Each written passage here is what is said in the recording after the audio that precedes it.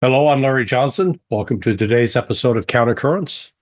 Today I'm honored to have a relatively new friend. We're both old guys, Jim Jatras, aka James Jatras. Jim is one of the few that has a law degree that I can actually trust as a lawyer. But more importantly, he served with distinction in the US Department of State. So we're going to get a handle today on the future of Trump administration foreign policy, what it looks like coming forward, and also some insights into the war in the Balkans and the status of Serbia today, and what the implications are for that with respect to the war between Russia and Ukraine, because Serbia is and has been one other lever that the United States has tried to use to weaken Russia. Anyway, I hope you enjoy our conversation. Here we go. And okay, Jim, listen, thanks for doing this. As I described you in the intro before you were present, you're the type of individual that should be featured on more podcasts and more interviews because you actually have something to say, number one. Two, you've been around. You came by that gray hair the old-fashioned way, just like I did. I earned it. So let's start with the whole, when you look back at the 20th century, two wars that, sort of seem, well, there are many wars that started that really didn't have a good reason. Mm-hmm. But, World War I was one where, why everybody felt they needed to kill, 30 million people, I don't know. But the war in the Balkans, Serbia, the breakup of Yugoslavia, you were front and center for a lot of that. So can you explain to people, is there a rational reason that the United States decided we wanted to fight on behalf of the Muslims and against the Serbians and Christians? Yeah, I mean, I think again, we're not going to rehash all the wars of the 20th century and why the European Christian civilization decided to commit auto-genocide in 1914, but it did. And then we got the crazies coming out of the closet in the 30s and 20s, and these crazy ideologies that were let loose. And then, like I think maybe other people, when 1991 rolled around, I had this naive sense that, whew, thank goodness that's all over and we can get back to kind of a normal pre-1914 non-ideological world, which can hopefully start to build out of the disaster we created for ourselves. Yeah. What I didn't count on was that although fascism and communism had sort of gone the way of all flesh, that whatever we have did not, that we had this end of history ideology take over in Washington, where rather than saying, okay, we can now have normal relations with the rest of the world, we're going to rule the world now. We're going to take over everything. And everybody on the planet has to follow the path of democratic capitalism or whatever we're calling it. And that means not pulling back from the global American empire, pulling back from, where was that peace dividend we were promised, right? Mm-hmm. That rather we're going to use the demise of the Soviet Union to then extend our power to the entire planet. And the crown jewel of that is Europe. And there was a real terror in Washington, I can tell you, in the early to mid 1990s, that the Europeans may decide they don't need us anymore. What good are we? I mean, there's no Soviet threat. What's NATO for? They can, there was talk about a common European security and defense policy and this and that. And that struck terror into the hearts of people in Washington. No. We have to show that they cannot get along without us. And so I think what happened is when the Yugoslavia started to unravel, and there are many reasons for that, the Europeans were the first to step in to say, okay, fine, we can stabilize this. The British and the French, especially, with the tacit support of the Russians. They're the ones that sent peacekeepers into Bosnia. And it was at that point that I think Washington said, okay, we can undermine this. If we... Whoop, you froze up there. Yeah. with Americans' weapons that we were supplying, because then it showed them they could get they couldn't get by without us. We could undermine their efforts, and then we come in as the big saviors. We're like the arsonist that sets the fire, and then we come in and put out the fire and say, see, you need us. So I think that was what was going on, that we had not dropped the idea that was around it NATO.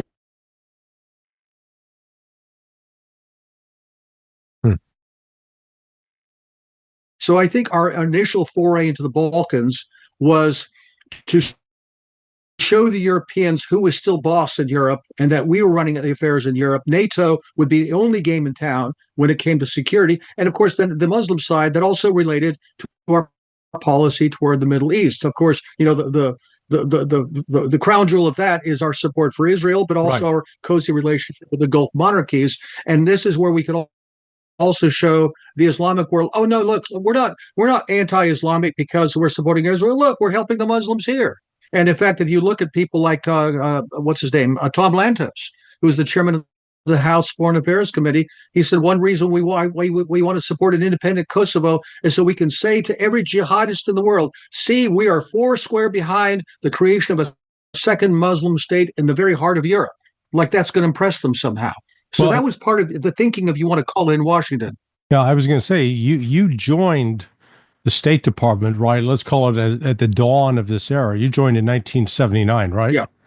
I take it you Correct. You took the Foreign Service Officer exam. You became certifiably one of the smartest people around.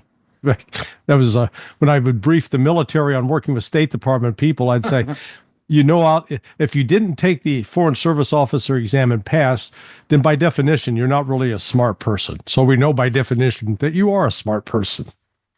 But with your arrival, that's the rumor. It was a 1% passing rate when I took it. So it's for whatever that's worth. On the other hand, passing it doesn't mean you're necessarily smart in a worldly sense. You might not be able to manage your way out of a wet paper bag. That's another story.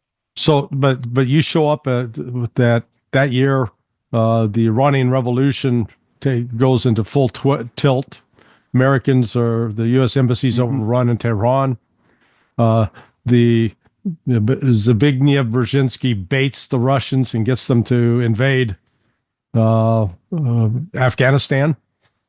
And so then the United States is plunged. Maybe you can give us some insight into, as you look back over that period where, on the one hand, the United States was helping fund the war between Iran and Iraq that was underway. And then we were also climbing into bed with this, what we could charitably call the Mujahideen in Afghanistan, which I would argue is a relationship that led in part to what happened in Kosovo. No, exactly right. I mean, what was Zbigniew Brzezinski's expression? He says, "Who cares about some excited Muslims compared to the downfall of the Soviet Union?" The idea that we let this jihadist genie out of the I guess the magic lamp would be the proper analogy here, was incidental. I mean, the idea that you've got this, I'm sure you've seen pictures, footage of what Afghanistan was like in the 1960s and 1970s. In the pre-communist period, and then when the communists were there, it was a modernizing state, a secular state. Right. I mean, it looked like a normal country, and we basically unleashed this wave of Islamic radicalism, primarily in the Sunni countries. Yeah, everybody talks about Iran, but I mean, they're nowhere near as radical as the kind of nutcases we were arming and funding, and still continue to do so. And we took the show on the road then in Bosnia and Kosovo, and then we unleashed them in Libya. I mean, that's what happened to that as you know, that Benghazi thing wasn't about a consulate. It was about the CIA station running weapons from the jihadists there to the jihadists in Syria. And now we look and see what's happened in Syria. So this thing has not gone away. In terms of my experience, my first posting was in Mexico, if you want to call it that, Tijuana, right across the border from San Diego, as a consular officer. I mean, I've seen all the great jails.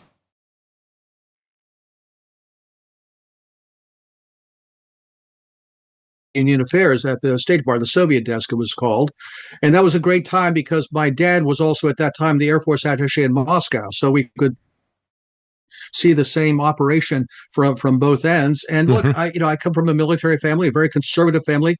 I'm a dyed-in-the-wool anti-communist. I was in those days, but it did not mean I was anti-Russian. I mean, in fact, what I wanted to see was a Russia that had been liberated from communism. Right, right. There were very, very few people that held that attitude back in those days. I mean, the prevailing ethos was this kind of convergence idea that somehow, well, look, we're secular, we're atheists, we're globalists, we're soft socialists, and so are they. We can sort of merge this together. Of course, they're Russians, they screw everything up, but they're basically people like us. The Reds are people like us. The idea that there could be a post-communist future for Russia was something that occurred to very, very few people.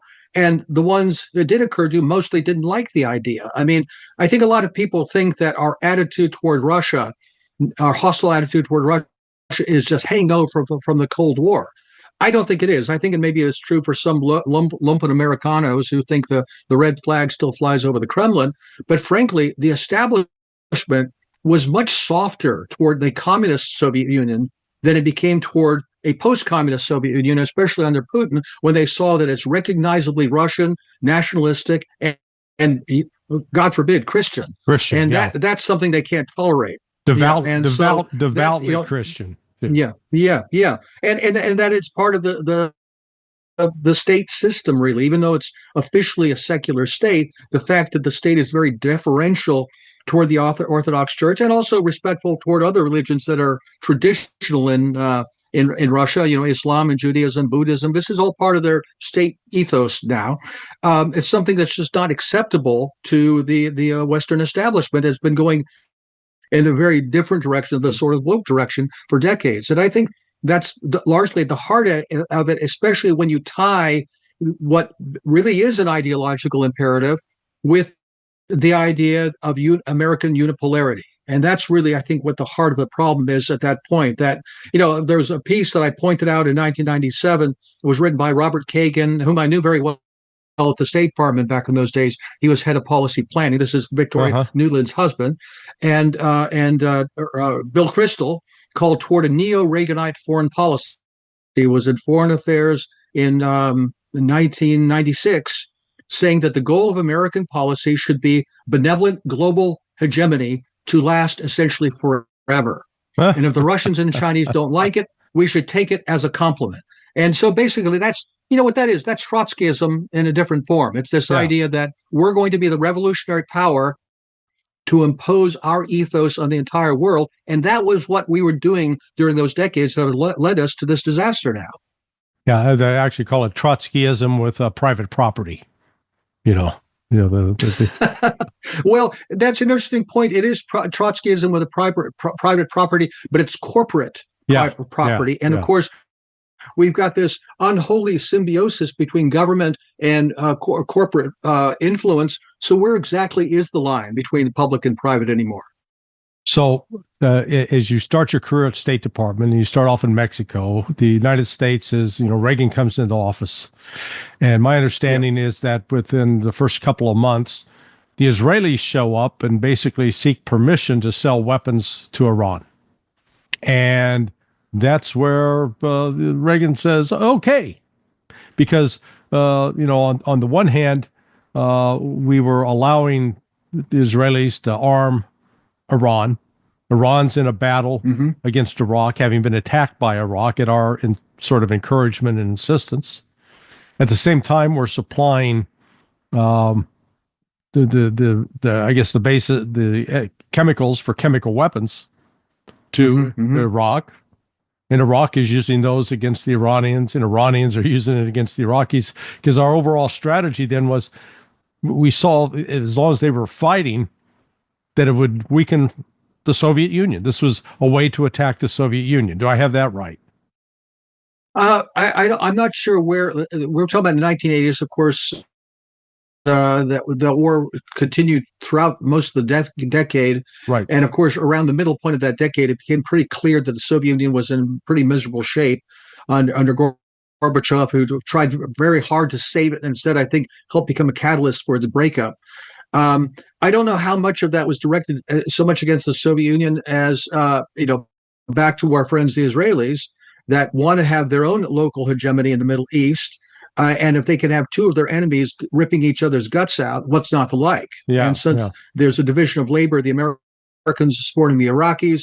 The Israelis can support the Iranians with spare parts for their F-4s or whatever else they were supplying them at the time. What's not to like? It kind of reminds me. I hear from people sometimes saying, what we should have done during World War II is just support both the Germans and the Soviets and let them kill as many of each other as possible. Yeah. What kind of heartless ghoul says something like that? And frankly, I think that's what a lot of people think about the war in Ukraine right now. Yes. You've got two groups of Orthodox Slavs slaughtering each other in droves. What's not to like? What's not to like? Yeah. And I think that's the kind of leadership, unfortunately, we tend to see. I don't know how that was.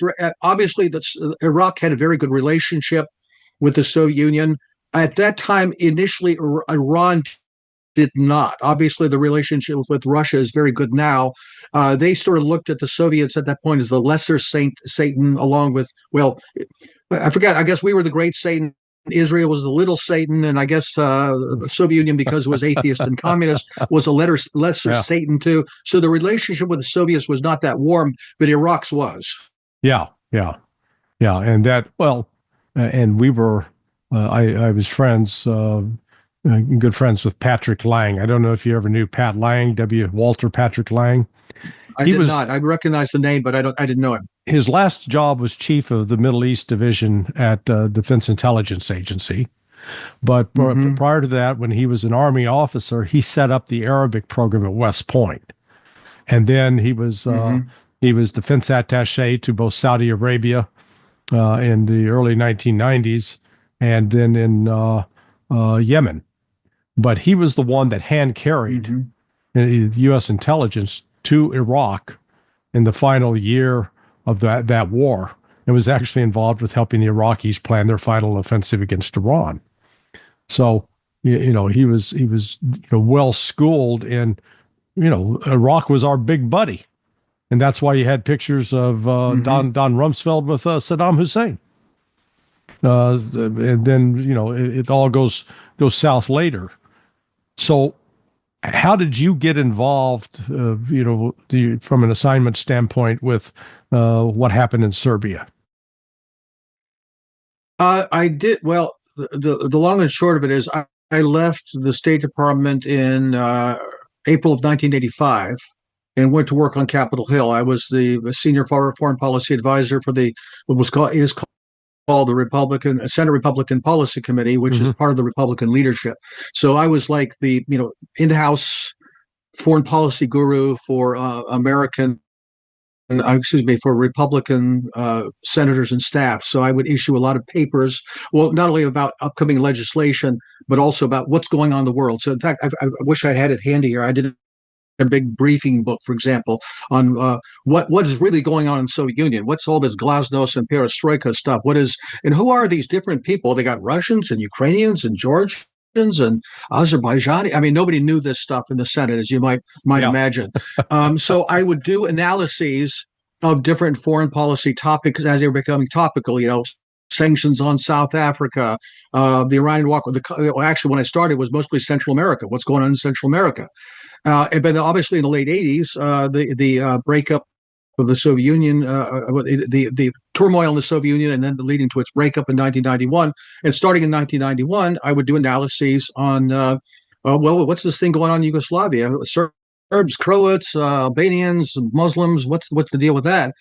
And my approach was, I can still remember in June of 1991, at the time that Slovenia and Croatia were about to declare independence, I wanted to write a big paper. I did write a big paper just explaining who's on first. Who are the Serbs? Who are the Croats? What's their history? Why do they have these animosities against each other? Why is Yugoslavia about to break apart? And that was that ran smack into a brick wall with Bob Dole's office, who was the Republican leader at the time, whose staff insisted, no, I cannot write it that way. I have to write it in a binary fashion. Serbs are bad because they're communists. Everybody else is good because they're Democrats and pro-American. And that's why we have to be opposed to the Serbs. And this is before their first shot was fired. And that was largely, I don't want to go into names, but it was largely ethnic influence. Everybody knows, of course, about Jewish Zionists, Christian Zionists influence in Washington. That used to be a taboo topic. It's not taboo now. But there's another topic that I guess is not really taboo, but it's less well known, and that's what I call the World War II Losers Association.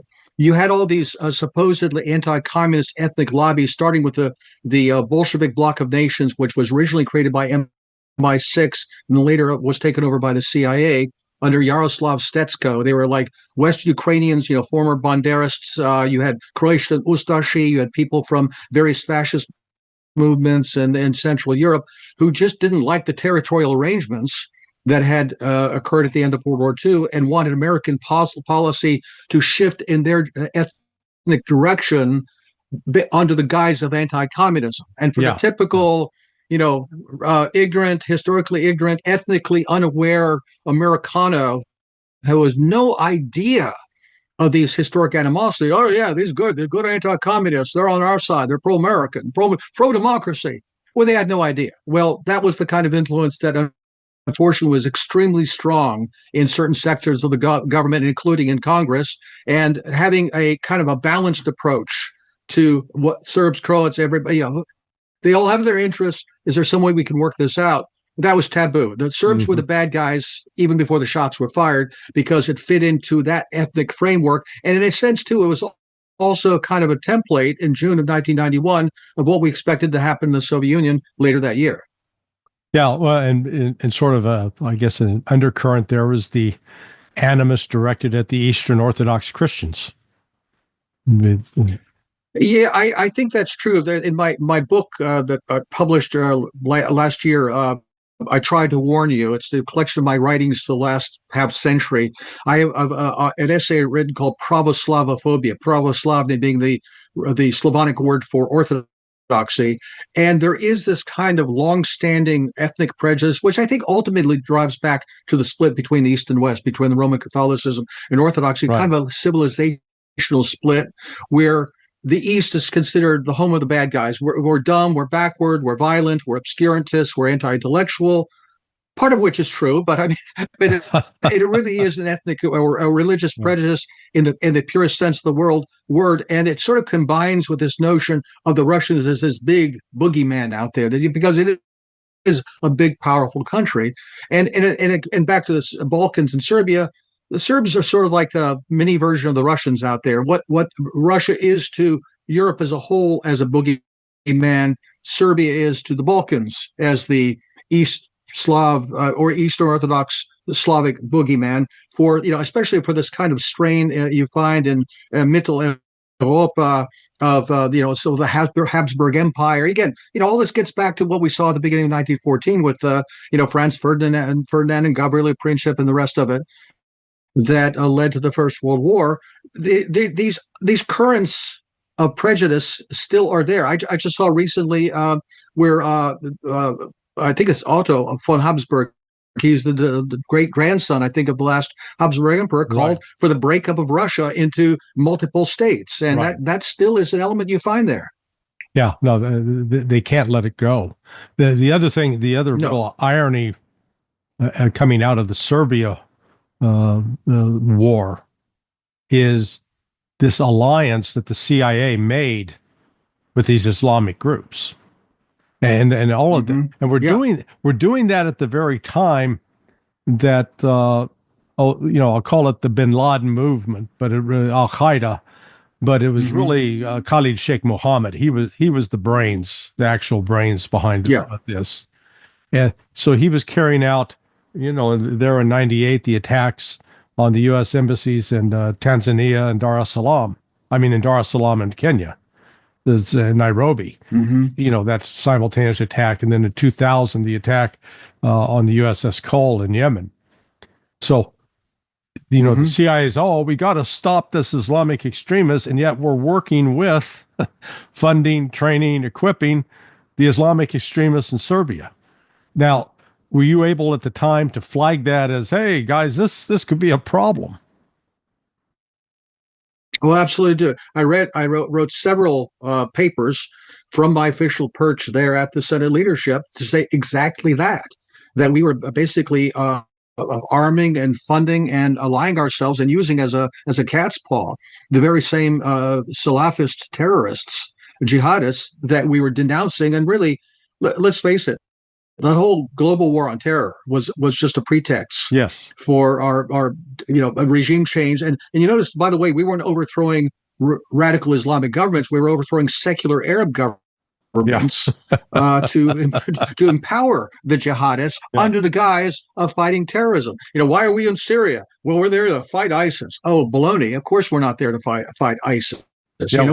We created ISIS. You're familiar, of course, with that memo from DIA from 2012 about predicting that there would be a Salafist principality there, and Michael Flynn, who had been at the time the head of DIA when that was written, said, "Oh no, this was not accidental. This was a deliberate goal of policy. Not that I think he was trying to blow the whistle. He's trying to stop it. I did try to flag that, and nobody cared. I don't know if you know this, but in I think 2004, I was a defense witness at Milosevic's trial at the Hague. I was the second witness he called in his defense, and again, that was the main topic of my testimony, was that we had already decided to intervene in Kosovo on behalf of these radical Islamic forces as part of our larger policy, and all the accusations against him were derivative of what really was under our underlying policy. And I can remember the cross-examination. They didn't ask me about my testimony. They asked me about my ethnic origins, my religion, and all that kind of stuff to try to discredit me. But they didn't refute anything that I said in my testimony. I guess what kills me here, Larry, is there's nothing serious. This is not conspiracy theory stuff. It's not even spoiler alert. It's all out there in the open. Yeah, it's anybody who has the time of day. Yeah, and nobody seems to care, and so many ordinary Americans seem to take it all at face value. Yeah, we're fighting against Islamic terror. If our policy had been designed to rid the Middle East of its Christian communities, we could not have been doing a better job. Yeah. And so, and that's what we're going to see now in Syria.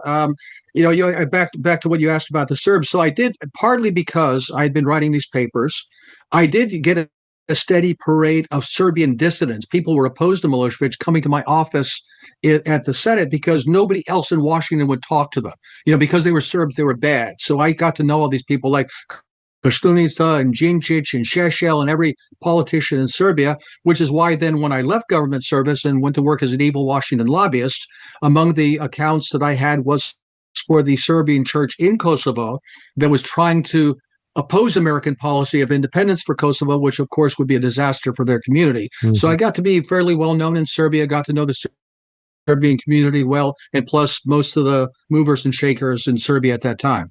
I don't know if you've followed this of late, but Jack Smith, the prosecutor who was going after Donald Trump, one of my former, I'll call it, we're still business partners, but we're not really in business anymore. Our consulting company is sort of boutique at this point. But he was approached by someone in the, let's call it the law enforcement community, a year and a half ago, with information that Smith had been involved when he was at the courts there in Europe, at the Hague. Mm-hmm. It wasn't the ICC, but he was extorting Serbian gangsters because he was threatening. He would go in and say, "Hey, you're going to get indicted unless you kick back $2 million to me, and then we'll let it go." So my partner John went and this is public now because he filed with the Inspector General, but he was able to. He initially had 4 witnesses.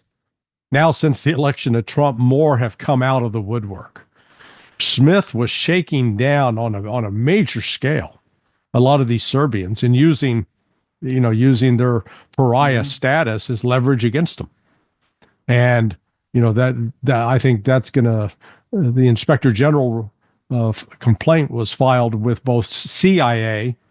Because there was some elements. One of the guys that was sort of the front man for Smith, shaking people down, claimed he was a CIA asset.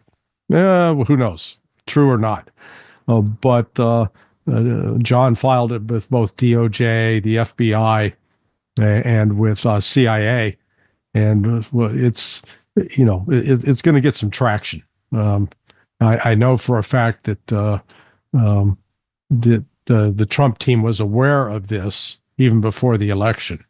So Trump's actions against those prosecutors that were involved working with Smith, what I'm saying with it, there is a Serbian angle to this that some Serbians may find satisfactory once the justice is rendered. I had not heard this. It's of course extremely plausible, and if we're just left to its own merits, I sort of wonder if anybody would get to the bottom of it. It sort of reminds me of the hands off on Epstein. Once it became an intelligence matter, they sort of stepped out of the way. Yeah. But I'm hoping that this is a case where Trump really is as vindictive as they make him out to be.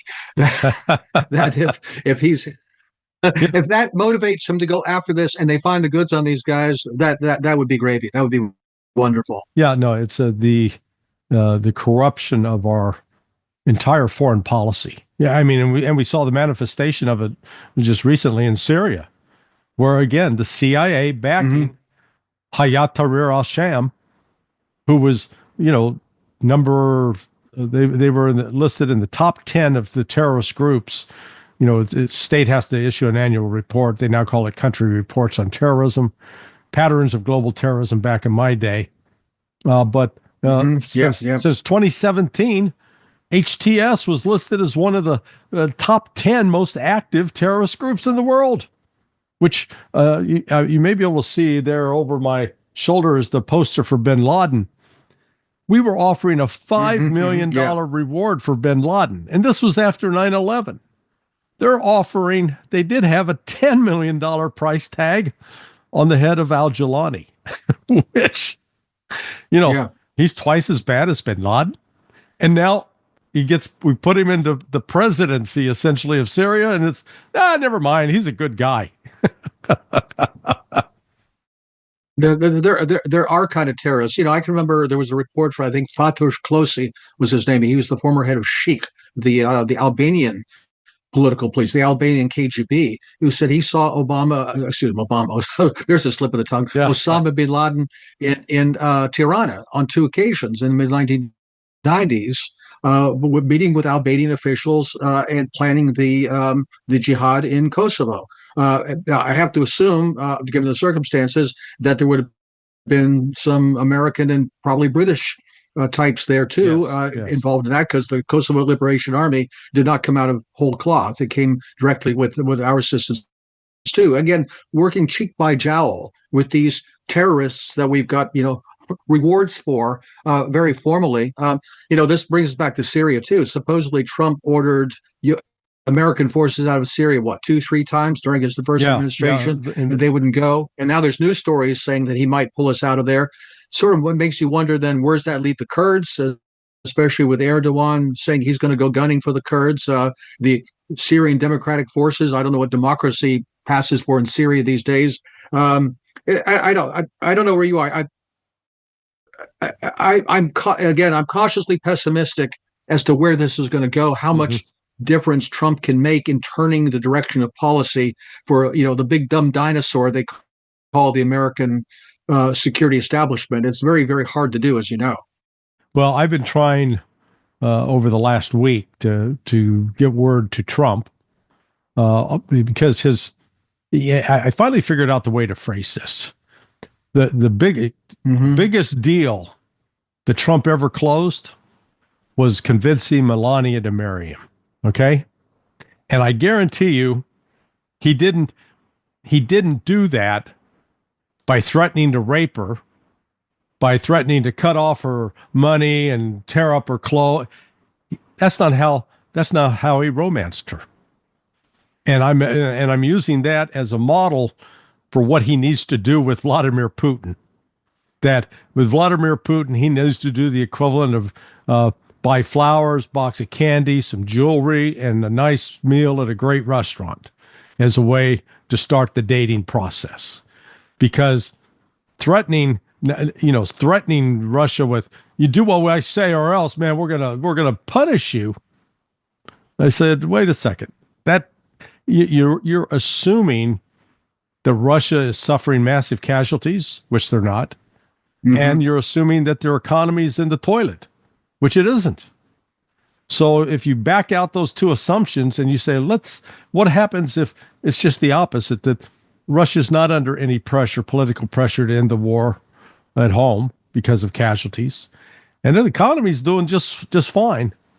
Armed with that knowledge, what would you do? And that's what I think where Trump needs to go. So what's your assessment? I hope you're right. I mean, if I want to be giddily optimistic in my hopes and expectations here, I would say to myself, well, maybe Trump really knows the score, and all this bluster and, art of the deal, threatening, blah, blah, blah, is just so he can look tough and hairy chested, because he knows the real score is that the only way out, and if he doesn't want to make this his war, is essentially realize the war is lost and come up with a deal that essentially codifies the Russian victory. Mm-hmm. Because that would be very tough for him to do politically. Now, the fact that it would be tough for him to do politically, it tells you maybe how tied down he is with just the lay of the land in Washington, the kind of people that still, run Congress and so forth. And unfortunately, even a lot of the appointees in his administration, you would think that if he actually did realize the way things were, he could just simply wash his hands of the thing, walk away, and say, hey, that was Joe Biden's gig. He messed it up. Nothing I can do about it. I hope that's the case. Unfortunately, I don't think it's the case. He still seems to have this mentality. Well, two problems. One is that it's a war between Ukraine and Russia, which it really isn't. It's a war between us, U.S. and NATO and Russia. Yeah, right. And Ukrainians are just the poor patsies who are the place where it's being fought or supplying the cannon fodder. And the other one is, I know there, some smart guys out there like Alexander Mercouris and Gilbert Doctorow and others who are saying that Trump is moving America away from a unipolar global hegemon toward a multipolarity regional power. We're retrenching here in the hemisphere, Greenland, Canada, Gulf of America, Panama Canal, and all that. So, and I can see the contours of the second part where we're consolidating maybe here in North America or the Western Hemisphere. I don't see the evidence yet that he's willing to say to the Russians, the Chinese, to the Iranians in their neighborhoods, you know what? Not our problem. We have no interest there. That's your sphere of influence. You take care of it. I don't see the indication of that. He still seems to have this mentality that he's the master of all he surveys. He can be the big man to knock heads together and force people to play nice because we still call the shots. Right. I don't know I hope that's not the case, but I suspect it probably is. And if that's the case, he's going to have trouble extricating himself, I think. Well, let's use the latest of what's happened with Israel, because I think a lot of us believe, based upon Trump's actions prior to, up to, and including the day he was elected, and then the announcements he made in terms of appointing his national security team, that he was going to be an Israeli sycophant, that by virtue of taking money from Miriam Adelson, he was going to be, the organ grinder monkey with the Israeli lobby running the organ, and him dancing around, as called upon. But then, it's all lined up to be like that. And that, and I had some Zionists that I can, tell you who they are off air, who were almost giddy. Oh, Trump's going to get in there, and man, he's going to offer to fillet Netanyahu in public, and he will be doing, anything for the Israelis, and they'll wipe out Iran and wipe out the Houthi, this giddiness for genocide. And then Trump flips the script by sending Witkoff, who, again, on paper, this guy's a devout Jew. And you think, man, he's from Central Casting when you're looking for a Zionist. And he goes over and tells Netanyahu, hey, screw Shabbat, get over here. You're going to talk to me. We're going to go over this deal and you're going to take it. And now all of a sudden, Trump said, yeah, I'm going to give you 2,000-pound bombs. Yeah. But then the actions are actually appear to be undermining Netanyahu. How do you square that circle? I don't know. I mean, as you know, Trump tends to be very what's the word I want? Very focused on personalities, whether they're loyal to him or whether they betray him. I mean, remember when Jeff Sessions recused himself, and Trump never forgave him for that. I think it was a mistake on Sessions' part, but Sessions was essentially a Trump loyalist. And then when he wanted to come back to the Senate, Trump basically cut his throat. Maybe when Bibi made a point of congratulating Biden in 2020, even while the results were still in doubt, I can believe that Trump never forgave him for that, and he really hates the guy, and that's possible. As far as his overall policy toward Israel, I hope you're right. I think the jury is still out. Like, for example, on this Gaza deal, I don't know if this was just something where Bibi could get some of the pressure off of him a little bit for getting some of the hostages home, because that was a big point in the demonstrations against him, relieve some of that pressure. Did it just will this just turn out to be a temporary pause in the Israeli campaign, and they'll go back to using those big bombs now that they have them once this timeout is over, where they get to regroup, rebuild, and prepare for the next phase of their operation? I don't know what other promises were made. I mean, we've heard that he pressured Netanyahu into making this deal, but I don't know what other promises were made to him as well. Well, for example, with respect to the West Bank and other places where the Israelis may want, for example, annex new territories. Yeah. So I think there may be more there than meets the eye. But you're right. On the surface, it appears that the top expectations from the Israel firsters have not been met. And I think when the rubber meets the road will be what happens next with Iran.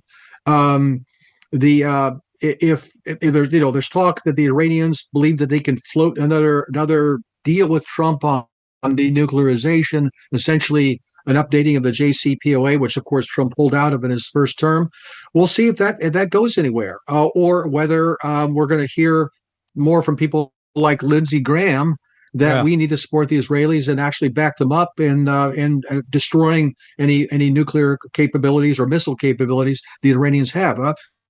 Well, I think we will know soon enough which way this is going to go. Yeah, Pat Lang always called Lindsey the little old lady from South Carolina, and Lindsey's not doing himself. He's not doing himself any favors this week, because he called for an investigation of Donald Trump for pulling the security clearances and security detail of John Bolton. Well, and Bolton, what a despicable human being he is. He was a neighbor of mine, sort of. He lived 2 blocks up the street from me. I was on Burning Tree Road, and he's just up across Bradley Boulevard. But Bolton was a bad guy, and that's one of the things you see when Trump tried to cut deals with North Korea. It was sabotaged by people like Bolton and like Pompeo, who were savvy enough bureaucrats to know how to, sandbag Trump. Whereas I don't see that same level of devilry on the part of a Hegseth or a Rubio or even a Michael Waltz. That I don't think that they've got the kind of sharp bureaucratic knives that people like Bolton and Pompeo had to derail a policy. So I would not be surprised that, in fact, there's some reports already that Witkoff has been detailed to work a deal with Iran. And can you imagine, a year 6 months ago, we were imagining a nuclear war that would break out in Israel or Ukraine or both places. Yeah. I can imagine, I can see now a scenario a year from now where you're looking at a peace deal that's reached with Iran, for starters, and that the war in Ukraine is over, and that there's a new deal on the table with China, and so all of a sudden Trump, if he scores something like that, then we'd be looking at his presidency of historical. Really without parallel in history of the United States. Or alternatively, man, he could set the whole house on fire, and it would be historic in the sense of being the biggest disaster. Where do you think we're headed? Yeah. And I see, that's the thing, Larry. I don't know. I mean, I share your hopes. I think my gut tells me it's not likely to go that way. I hope it goes that way. And I can see the evidence you're pointing to, but I can also see not only aspects of Trump's personality, but also, maybe Marco Rubio or Waltz are not the kind of executive branch internal operators that Pompeo and Bolton were, but they're not ignorant either. They've been they're around Washington for a while, and they also know how things work. And I just had trouble seeing them accept that, especially since it's not just Netanyahu's personal fortunes that are at stake here. I mean, the way things are shaping up, Israel's future as a state is now in jeopardy, and I can't see they're setting the stage for a sunset on Israel, or I mean, especially since, let's face it, I think a two-state solution is off the table. Frankly, I don't think it ever was on the table, which then leads to what? Like, for example, what was behind Trump's suggestion, which will go nowhere, about resettling Palestinians in Egypt and in Jordan? I mean, what a bizarre thing for him to come out with. Maybe I don't know. Maybe Jared wants to redevelop the real estate on the waterfront there. Well, he's been pretty clear about that. Which by the way, he is redeveloping downtown Belgrade, right near where the ruins of the defense ministry still are from 1999. So again, maybe there's more here than meets the eye. I'd like to see that positive direction. I hope it happens. I'd put the odds at under 50%, though. Yeah. Well, if what's your assessment of Rubio as a Secretary of State? Because you've gone, I guess, you've worked under the likes of a Larry Eagleburger and a James Baker. Yeah. Who Baker actually? Baker was not secretary. No, he was before my time. Was he? It should be after my time. After I was on Capitol Hill by then. Sorry. Yeah. Oh, okay. But and George Shultz. Was Schultz? Yeah. Schultz was there when you started. Schultz was. Who was Reagan's first Secretary of State? It was because Schultz came in. He was the second one when I was still at the Soviet desk when Schultz was in. So anyway, I'm getting old there. I can't remember all the dates sometime. But Schultz was there. Yeah. So how do you think Rubio's going to do?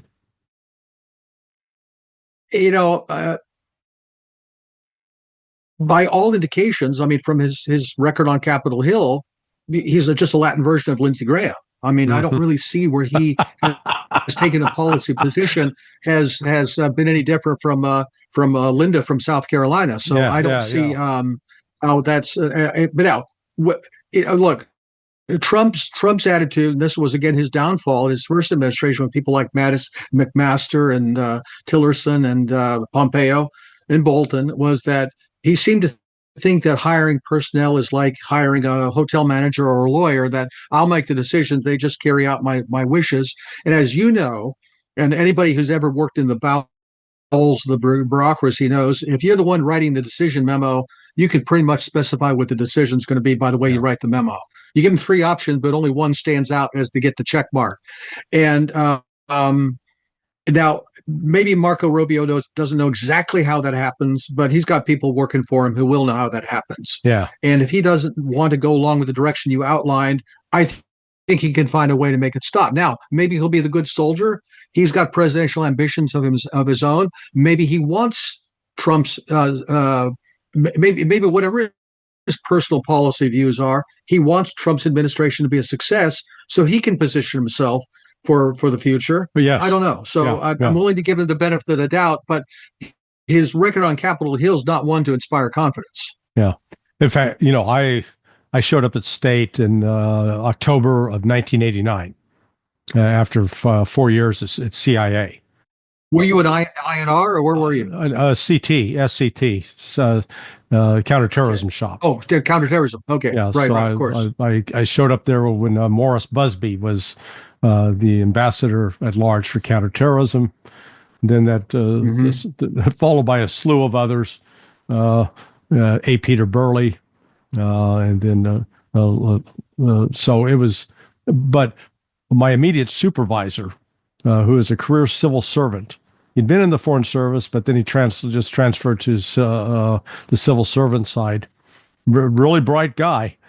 I learned within the first 2 months, get control of the draft. You be the one that you do the drafting, you control the process. Grab that pen. Yeah, grab that, man.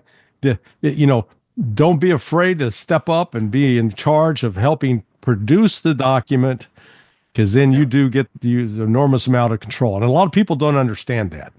So here's a tip of the day for all of you watching. You want to control the bureaucratic process, control the document. Exactly. So where do you think we're headed now with the war in Ukraine? Well, you saw over the last day or so, there's been the release of that, what supposedly is the Trump administration's draft, which looks virtually identical to what I suggested about a month ago in a paper on the Ron Paul Institute site, would be the kind of lipstick on a pig we would try to put on a truce deal. In other words, the Russians say they will not settle for a truce. They want an actual settlement that addresses the big issues. Right. And the only way I could see, other than capitulation or just recognizing that the Russians have won, which, as we discussed earlier, would be very, very difficult for Trump to do, would be to try to sell them on, a Minsk III or an Istanbul plus kind of deal where they settle for a truce and then pretend it's something else, which they could do. I mean, for example, Ray McGovern was saying a few weeks ago, well, NATO membership, we could put that off for 10 years, revisit that later. Maybe NATO will fall apart in the meantime. The Russians say they won't settle for that, but I could easily see where people in Washington would say, well, maybe we could finesse that somehow. And after all, NATO membership formally isn't really the big issue. The issue has been what's been for the last 10 plus years. Can we build up Ukraine as a de facto NATO state, NATO army, even though it's not formally a member? So there's all sorts of ways you could finesse these issues if it's Russia's goal to reach a diplomatic settlement rather than simply impose a military solution. Right. And that's the thing that I think, and I know this is going to sound harsh, it seems to me a military solution is to everybody's benefit much more than trying to cut a deal that probably will not be honored, will certainly not be honored by the Western side for the long term. Yeah. If a deal occurs that avoids, well, let me back up. When around the time Boris Johnson went to Istanbul to scuttle, or went to Kiev to scuttle the Istanbul deal, he said that Russia needs to lose this war and be seen to lose this war. And I think the opposite is true. Russia needs to win this war and be seen to win this war so that NATO falls apart. The United States is no longer the hegemon of Europe, and there is no Ukrainian state as we've known it since 1991. Because as long as there is, and as long as NATO is still in business, we will try to build it back up again. No matter what Trump says, and no matter what Trump intends. That's my fear here. In other words, if the Russians want to, like for example, they'll say we want binding guarantees. They said that back in December of 1991. We want binding guarantees. Really? Well, what would those be? A treaty, a Security Council resolution? What good are those into the hands of Western capitals? They're just pie crusts. They're made to be broken. So the only thing that's going to actually lead to a lasting peace would be developments on the ground that make it impossible for NATO to go back and put Humpty Dumpty back together again, and hopefully lead to the dissolution of NATO. I think maybe you mentioned on an earlier program today that Trump doesn't want to have any more dialogue with the European Union as an organization, but he wants dialogue with the European countries. That's a tremendous development. If he could actually do that, because you don't want Ursula von der Leyen to be making the decisions here, or she can't be counted on to do anything. So I think a lot of it boils down to the Russians, that they've been pursuing what I call a pedagogical policy since this conflict began, to say, okay, will you talk now? Will you talk now? Will you talk now? But I don't know what they actually expect that to produce at the end of the day, as opposed to saying, oh, to hell with it. Let's just win the war. Let's oppose the settlement. And then the political and diplomatic developments will then ratify that victory. I think that's the safer course for them. I don't know if they see it that way. Well, one thing that Ray McGovern has said that I've taken to heart. I take several things that he says to heart, but particularly listen to what the Russians say and believe them. Don't assume that they're throwing out what he calls male bovine excrement, that they're just blowing smoke. So when they say our goal is to denuclearize or demilitarize and denazify, that's exactly what they mean. They're not saying, oh yeah, that's sort of what we'd like to see, but it's not really our goal. No, it's their goal. Yeah.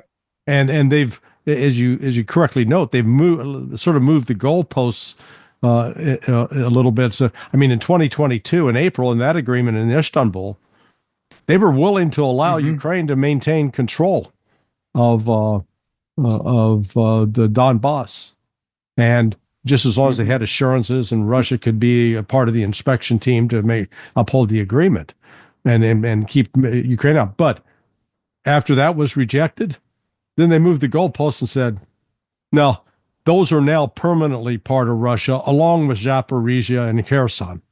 Those are also now part of Russia. Ain't going back. And then more lately, in the last 4 or 5 months, you've had Putin talk about Novorossiya. And I've seen, which points to Odessa then. Yeah, I saw during my I think we were together there in February in Moscow. No, we were together in December. Was it December? You came back again. I went back there. Yeah. Okay, so in the February trip, I believe we went to this one museum off of Red Square, and they showed this one poster from the 1920s, which said "Donbass serce Russia," Donbass, the heart of Russia. I know it well, yeah. That. So it's this is a historical thing for them. They're not kidding, and we in the West continue to act like they don't mean it. They're just joshing. Let me ask you a question. How do the Russians denazify Ukraine with the current Ukrainian state still in existence? They don't. I mean, they eliminate the current state.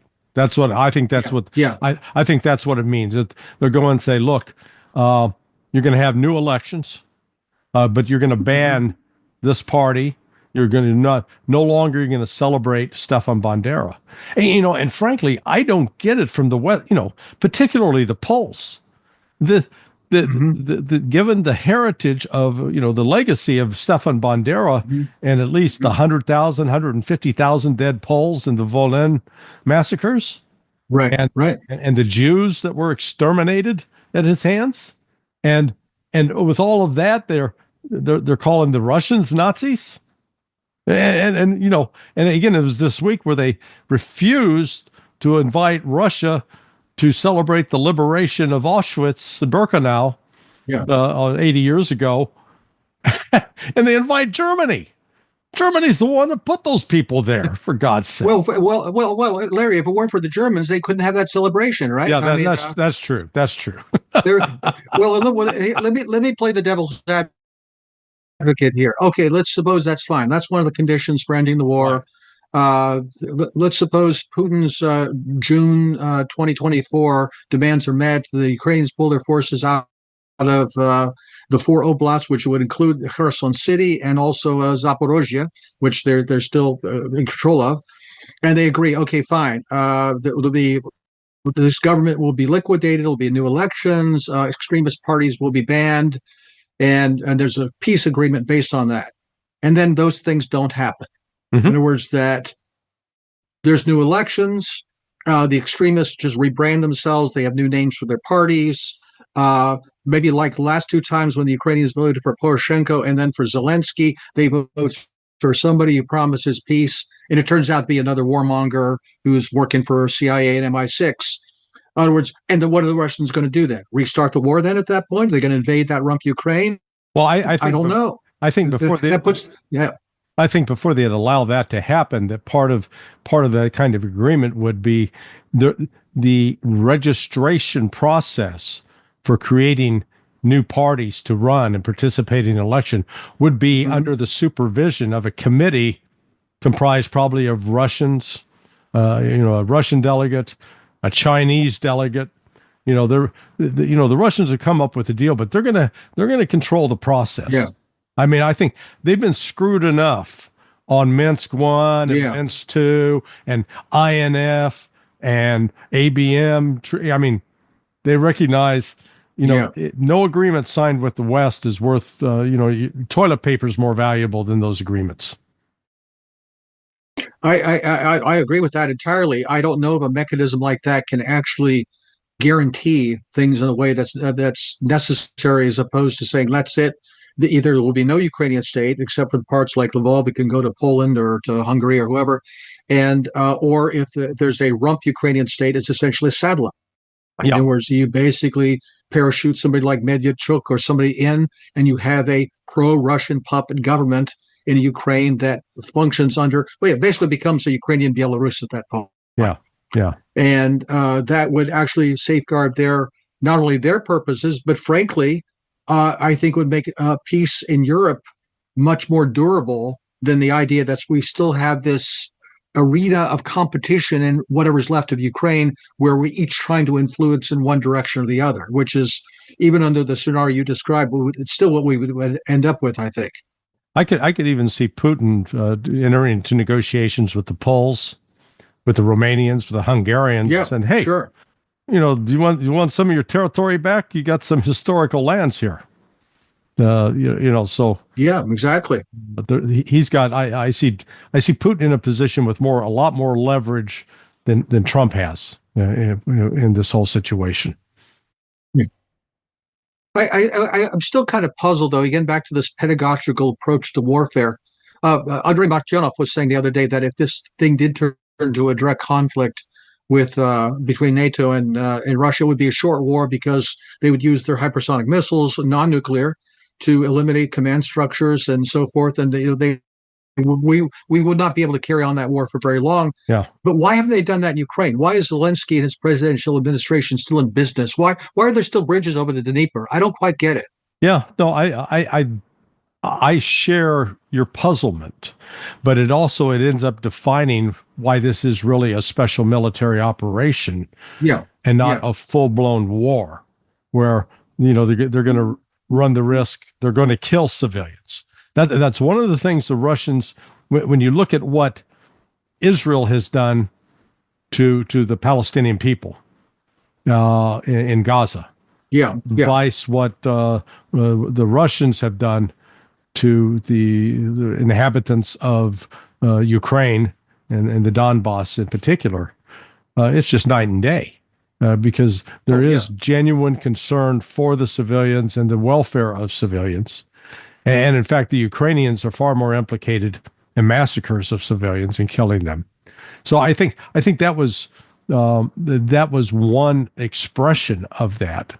We're starting to see, though, a change. This change on the ground is Pokrovsk is on the verge of falling. Once what is it? Velika Novosilka has gone. It's been captured. Toretsk is I think been captured. So that leaves Slavyansk and Kramatorsk as sort of the last two major population centers there in western Donetsk. Once those go, it is wide open to the Dnieper. There are no defensive emplacements. Landscaped features that would slow up the Russians. And so I think, the Russians have been patient on this. We've always assumed that they have to operate on some sort of timeline. They're on the clock. This is not a football game where they're down to the final 2 minutes and they got to score a touchdown or else. I'm certainly not advocating any busting cities and killing lots of civilians. But for example, destroying the bridges of the Dnieper so they can't supply their army, that wouldn't kill a whole lot of civilians. No, I'm fully on board with you. Yeah. And so forth, or the SBU wouldn't kill a whole lot of civilians. And actually, one of the heartbreaking things is the way they have pursued the war is that they've allowed the regime in Kiev to dragoon all these tens and hundreds of thousands of men into the meat grinder, and the Russians are then obliged by killing them.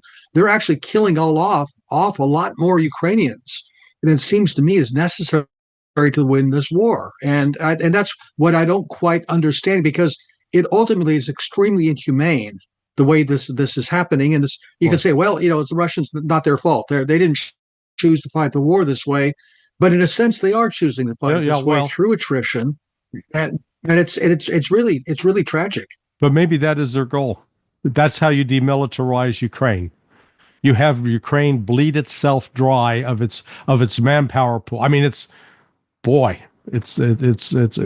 I mean, you're killing off Ukraine. You're not killing off the regime. You're not killing off the Nazis. You're killing off ordinary Ukrainians who are, from their point of view, fellow Russians. Yeah, but you're killing off the soldiers who will not be there to staff future armies. I mean, I'm not saying that that's the recommended strategy. I'm just coming up saying maybe that's their thinking. Yeah. I don't know. I think so, but I think unfortunately what underlies it in my mind is all of it is still designed to get somebody to sign a piece of paper with them. And I really think that's not the right way to think about ending this conflict if they really want to achieve their goals. But hey, I'm not making decisions in the Kremlin. I guess one of the things that sort of sits in my gut is that all along, despite the caricature of him, Putin is not this anti-Western dictator. He is a guy who always has tried to come to an understanding with the West. And people tell me that he's learned his lesson. He's not going to do that anymore. Other people tell me with very good sources in Moscow that they still entertain fantasies that they can come to an agreement. I don't know the answer to that. Well, actually, can I note that you and Putin share something in common? And not being members of the Eastern Orthodox Church. You're both lawyers. I see no reason to insult me, sir. Well, but the way you learn to think in law school, I mean, if a good lawyer can separate the emotion out of it, can think clearly, logically, rationally, which has been sort of your hallmark, and I would argue is a distinguishing characteristic of Vladimir Putin. You want to argue with me on that? No. Now you've really got me worried there, Larry. Hey, let me close out with a personal question. Were you born into the Eastern Orthodox Church, or did you convert? Did you grow? How did you come into that community of faith? Well, I was born in the U.S. My parents were born here. All four of my grandparents were from Sparta. And in fact, I just visited there in November for the first time since I was in high school. So I come by it honestly. I've been nominally part of the church since I was an infant, but I really, like a lot of people in my 20s, I had that "what's it all about" moment where I had to actually. And my wife was also Greek origin, so her family, which was more religious than mine, she was like me. Her parents were born in the U.S., but all four of her grandparents were from Greece, not from Sparta though. So. I came by it honestly, although the parish I go to is a Russian parish. It's like 90% just regular Americanos. I mean, a few Russians, a few Greeks, a couple of Serbs, but it's mostly just Americans now. Yeah, this is that was the most, being born and raised in misery, as I tell people, Missouri, independence. There was no Eastern Orthodox presence there that I was ever aware of. And so getting exposed to it to the extent of my last 3 trips to Russia, it's profoundly moving. It is you begin to appreciate that this is not something incidental to Russian culture. No. It's at the heart of it. And that's one of the things that I think so many Americans, particularly the secular ones, fail to appreciate. Yeah, and I think too. I mean, actually, just to try to Google search, go to Google Maps to wherever you're from in Missouri. I don't know how it was when you were growing up.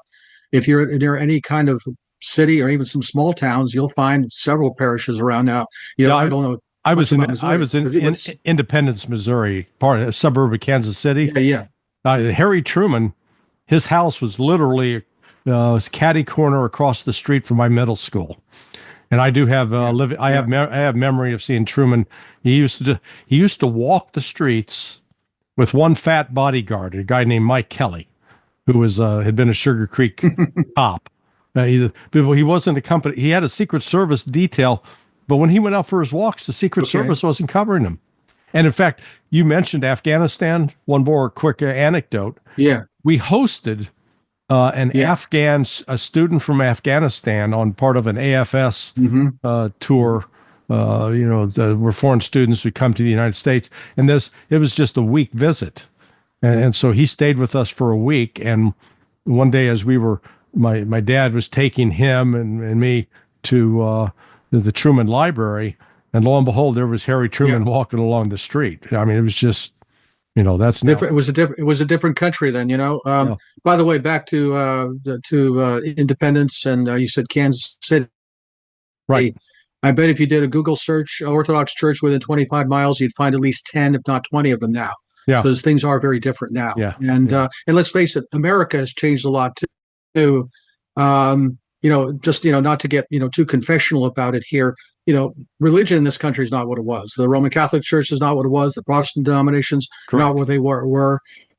And so, I think a lot of Americans are sort of looking for that kind of rock tradition that you witnessed in Russia, that people, when communism fell, people had something they could come back to. Yeah. And I think a lot of Americans are sort of going in the other direction, where we're at loose end, we're clutching at straws, because our history, our tradition, our identity has been so weakened and trashed over the last few decades. So many Americans don't know what to grab onto, what's what anymore. Yeah. And that's really sad. Yeah. Well, listen, my friend, this will not be our last conversation. I do these once a week and try to get different voices in. But I thank you for your time and expertise. The book that you wrote and published was published last year. I tried to warn you. Yeah. So we'll put. Yes, I tried to warn you. Yes. The links. You can find me easily on X, Twitter, at Jim Jatras, and that's the pinned link at the top of my X page. Okay. Well, we'll do that. And I thank you for your time. Thank you, sir. Thanks for watching this episode of Countercurrents. I hope you found it informative, enlightening, and even entertaining. Please hit the like and subscribe button, and we'll be back next week with a new episode. Anticipate interviewing and talking to my friend Pepe Escobar. Thank you for watching. Goodbye.